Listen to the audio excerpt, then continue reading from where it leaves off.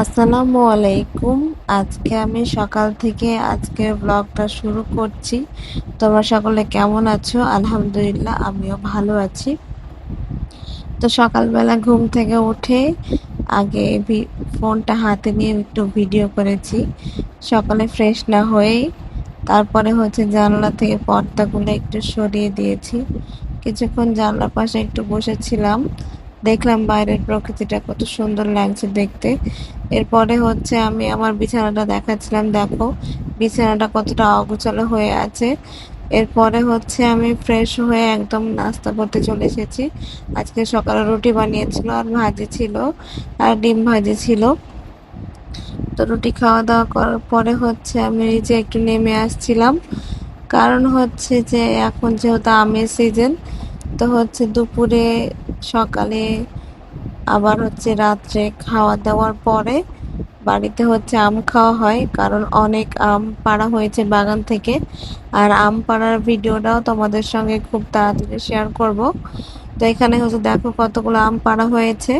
তো এখানে আমি কয়েকটা আম বেছে বেছে নিচ্ছিলাম, যেগুলো খুব বেশি পেকে গেছে সেগুলো। তো খুব বেশি পাকা আমগুলো আমি সুন্দর মতো ধুয়ে তারপরে এখানে কাটতে চলে এসেছি, কারণ বাড়িতে সবাই আম খায়, সেই জন্য এক গামলা আম কাটবো। আর সাধারণত এখন আমের সিজনে এই আম কাটাটা প্রতিদিনের রুটিন হয়ে গেছে বলতে গেলেই চলে। তো এখানে প্রায় আমি এক গামলা আম কেটেছি। এগুলো খাওয়া হবে সকালবেলাতে, আবার দুপুরে খাওয়ার পর আম খাওয়া হবে, কারণ সব আমগুলো যদি এইভাবে না খেয়ে ফেলি তাহলে নষ্ট হয়ে যাবে। তো এখানে বেশ অনেকগুলো আম কাটি, প্রতিদিনই এভাবে আম কাটা হয় সকালবেলা, এখন আমের সিজন যেহেতু। তো এখানে তোমাদের সকলের আম খাওয়ার দাওয়াত রইল, অবশ্যই সকলে এসো। এখানে আমরা খাওয়া দাওয়া করার শেষে আমি আর আমার ছেলে বসে পড়েছি শাক বাছতে। তো এই শাক, এই ডাঁটা আর এই ঢেঁড়স বলে, আমরা ভিন্ডিও বলি এটাকে। তো এগুলো আমার কাকি চরে গিয়েছিল, সেখান থেকে নিয়ে এসেছে। নিয়ে এসে আমাদেরকে দিয়েছে। আমাদেরকে না, আমাদের আরো কয়েকজনকে দিয়েছে। আমাদেরকে দিয়েছে বলতে আমার ফুপুদেরকে, আমার আরো কাকি আছে তাদেরকে। তো কোনো কিছু নিয়ে আসলে আমরা সবাই এরকম ভাগাভাগি করে খাই, বা কোনো জিনিস আমরা খাইলে সবাইকে দিয়ে ধুয়ে খাই। তো কাকি যেহেতু শাকগুলো দিয়ে গেছে, যেহেতু মা রান্না করছিল আর বাড়িতে তেমন কেউ নেই, সেই জন্য আমি আর আমার ছেলে বসে থেকে শাকগুলো বাছছিলাম। আর আমার ছেলে দেখো একটা করে শাক হাতে নিচ্ছে আর একটা করে মুখে দিচ্ছে, মনে হচ্ছে কোনো একটা খাবার জিনিস, যেটা আমি ওকে না দিয়ে খেয়ে ফেলছি যখন প্রথমটা কেড়ে নিয়েছি। পরে আবার দেখো ও হাতে নেওয়ার জন্য কেমন দুষ্টামি করছে। ও এখন অনেক দুষ্টামি শিখে গেছে, আস্তে আস্তে বড় হয়ে যাচ্ছে, আর সব কিছু জিনিস মুখে দিচ্ছে, কোনো কিছুই বাদ রাখে না, যেটা হাতের কাছে পায় সেটাই মুখে দিয়ে দেয়। আমি যে ওর হাতে একটা ঢেঁড়স দিয়ে রেখেছি, তারপরে ও এই শাকের দিকে হাত দিচ্ছে আর ওগুলো একটা করে ধরছে আর মুখে দিচ্ছে। আমি তো ওকে বকাবকি করছিলাম, আবার ওর সঙ্গে খেলা করছিলাম।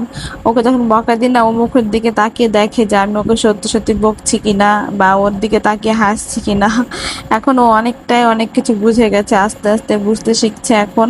ওর যেহেতু এখন 6 মাস পার হয়ে গেছে, 7 মাসে পড়ে গেছে, তো অনেক দুষ্টামি শিখে গেছে। এইদিকে যখন আমি শাকগুলো বাছছিলাম, তখন ওর সাথে কথা বলছিলাম আর শাক বাছছিলাম। আর ওর সঙ্গে যদি কথা না বলি তাহলে ও চিল্লামিল্লি শুরু করে দেবে, কান্নাকাটি করবে। আর যেহেতু আমি একটু করে কথা বলছিলাম, একটু হাসছিলাম, তো ও চুপ করে শুনছিল। আর এদিকে ঢেঁড়সটা মুখে দিয়ে দেখো না কিভাবে তাকিয়েছে ভ্যাল ভ্যাল করে, হ্যাবলার মতো। আর ঢেঁড়সটা আমি প্রথমে ওকে ধুয়েই দিয়েছিলাম। তারপরে মা আজকে পাটের শাকটা রান্না করেছিল, এখানে ছোট মাছ রান্না করে হয়েছিল, আর কই মাছ রান্না করা হয়েছিল। এগুলো সবগুলোই আমাদের পুকুরের মাছ। আর টাটকা টাটকা মাছ খেতে খুবই ভালো লাগে, জানো তো। যদি পুকুরের ফ্রেশ মাছ, আমাদের কোনো সার বিষ বা কোনো কিছু দেওয়া হয় না, সেই জন্য মাছগুলো খেতে অনেক মিষ্টি আর খেতেও ভালো লাগে। তো এখানে আমি ভাত খেতে বসেছিলাম, আর আমার ছেলে, আমি ভাত খেতে বসলে যে ওর কি হয়, শুধু কান্নাকাটি শুরু করে দেয়। তখন মনে হয় যে আমি ভাত রেখে উঠবো না বসবো না, কিছুই বুঝতে পারি না, মাথায় কোনো কাজ করে না সেই মুহূর্তে। তো এখানে হচ্ছে আমি ভাত খাওয়াচ্ছিলাম, খেয়ে দিয়ে উঠেছি, উঠে বিকেল বেলাতে আর তো কোনো ভিডিও নেইনি। বিকেলে ওকে নিয়ে একটু হাঁটতে বের হয়েছিলাম। ওর রেগুলার রুটিন হয়ে গেছে সকালবেলা বাইরে যাওয়া আর বিকেলবেলা বাইরে যাওয়া। তো বিকেলবেলা বাইরে গেছিলাম, গিয়ে হচ্ছে সন্ধ্যাবেলা আবার বাসায় ঢুকেছি, ঢুকে এই তো ওকে নিয়ে হচ্ছে রাত্রে একটু খেলতে বসেছিলাম। ও তো এখন সব জিনিস মুখে দেয়, খেলার জিনিস বুঝে না কোনটা, যেটাই দিই না কেন সেটাই ও মুখে ঢুকিয়ে নেয়। তো আমি হচ্ছে ওকে নিয়ে ক্যামেরার দিকে তাকিয়ে একটু ঢং করছিলাম। দেখো, ও হচ্ছে ক্যামেরার দিকে মাঝে মাঝে ফ্যাল ফ্যাল করে তাকিয়ে থাকবে, মনে হচ্ছে কি না জানে দেখছে ও। তো এখানে হচ্ছে ছোট এই হাঁসটা ছিল, তো এটা আমি ওর মাথায় দিচ্ছিলাম একবার। ও কেমন করে দেখো স্ট্যাচু হয়ে গেছে মাথায় দেওয়ার সময়। ও একদম মাঝে মাঝে খুব ফানি হয়ে যায়, জানি না ও সব কিছু বুঝে কি না, আল্লাহ ভালো জানে। আর ভিডিওর এই মাঝখানে তোমাদের সঙ্গে একটু কথা বলে নিই। তোমরা এই অবধি যারা আমার ভিডিওটা দেখেছো, তোমাদের কাছে যদি আমার ভিডিও বা ভিডিওর কোনো অংশ একটু ভালো লেগে থাকে তাহলে লাইক, কমেন্ট এবং সাবস্ক্রাইব করে আমার পাশে থেকো। আর ফেসবুক পেজ থেকে দেখলে অবশ্যই পেজটা ফলো করে দিও। আর আমার কথার কোনো অংশ বা ভিডিওর কোনো অংশ তোমাদের কাছে ভালো লাগলে অবশ্যই অবশ্যই তোমরা আমাকে সাবস্ক্রাইব এবং ফলো দিয়ে আমার পাশে থেকো। আর পাশে থাকা নোটিফিকেশনটা অন করে দিও, সরি পাশে থাকা বেল আইকনটা প্রেস করে দিও, তাহলে আমি ভিডিও আপলোড করার সঙ্গে সঙ্গে তার নোটিফিকেশন তোমাদের কাছে পৌঁছে যাবে। আর তোমরা তোমাদের মূল্যবান সময় বের করে আমার ভিডিওটা দেখে নিতে পারো। তো আজকের ভিডিওটা তোমাদের কাছে কেমন লাগলো অবশ্যই কমেন্ট করে জানাবে। আর নেক্সট তোমরা কেমন ভিডিও চাও অবশ্যই সেটা আমাদেরকে জানাবে। আজকের মতো ভিডিওটা আমি এখানেই শেষ করছি। নতুন একটা ভিডিও নিয়ে আমি তোমাদের সামনে চলে আসবো। আল্লাহ হাফেজ। বলো, বলে বন্ধুরা তোমাদের সকলকে আল্লাহ হাফেজ বলে দাও বাবা। বলে বন্ধুরা তোমাদের সকলকে আল্লাহ হাফেজ।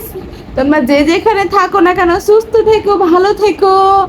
আমরা আবারও একটা নতুন ব্লগ নিয়ে তোমাদের সামনে চলে আসব। তোমরা প্লিজ আমাদেরকে সাপোর্ট করো, আমাদেরকে অনেক অনেক ভালোবাসা দিও।